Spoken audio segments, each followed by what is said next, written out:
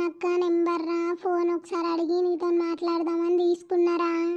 అబ్బా అవునానే మంజు, నీతో ఎన్ని రోజులైతుంది మాట్లాడక. నా ప్రాణం అంతా విలవిలలాడుతుంది. నువ్వే గుర్తుకొత్తానవే నాకేటు చూసినా.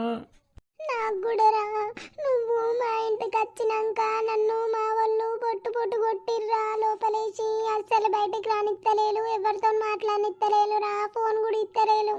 అవునానే ఏడవకే ప్లీజే, మనం పెళ్లి చేసుకుందామని మా వాళ్ళని ఒప్పించినాక మీ ఇంటికి వస్తే మీ వాళ్ళేమో మీ స్థాయి ఎక్కడ మా స్థాయి ఎక్కడ అని అవమానించిర్రే చాలా.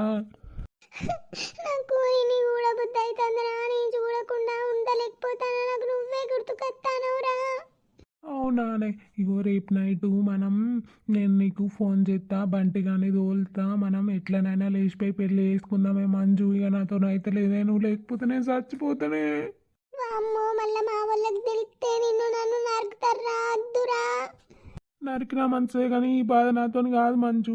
నేను రేపు బంటి కానీ తోలుతా, చిన్న డబ్బా ఫోన్ ఇచ్చి నీ దగ్గర పెట్టుకో. రేపు నైట్ మనం లేచిపోయి పెళ్లి చేసుకుందాం ప్లీజ్ మంజు. ఈ ఒక్కసారికి నా మాట విను. ఈ పిల్లైంది గింతసేపు మాట్లాడుతుంది, ఎవరితో మాట్లాడుతుంది గింతగానం. సరేరా మరి ఉంటున్నా, అక్క ఫోన్ కోసం వెయిట్ చేస్తుంది. సరే మరి బాయ్ రా. సరేనే మంజు, గుర్తుంచుకో రేపు బంటి కానీ ఇచ్చి పొద్దున ఫోన్ పంపిస్తా. నైట్ మనం 11ంటికి అట్లా లేచిపోదాం సరేనా? గుర్తుంచుకో సరేనా మంజు? సరేరా, I miss you. I miss you టూనే. ఇగో అక్క నీ phone. Thank you so much అక్క, నువ్వు ఫోన్ ఇచ్చినందుకు. థ్యాంక్ యూ అక్క, నీ రుణం నేను ఎప్పటికీ మర్చిపోను అక్క. అయ్యో మంజుకి ఫోన్ ఇచ్చినందుకే రుణం గినమని మాట్లాడాలారా? మనం పక్కన ఉంటాం, గీంత సాయం చేసుకోకపోతే ఎట్లా? నాకు ఫోన్ ఇచ్చినా అని మా వాళ్ళతోని చెప్పకక్క సరేనా? సరేరా, సరే మరి.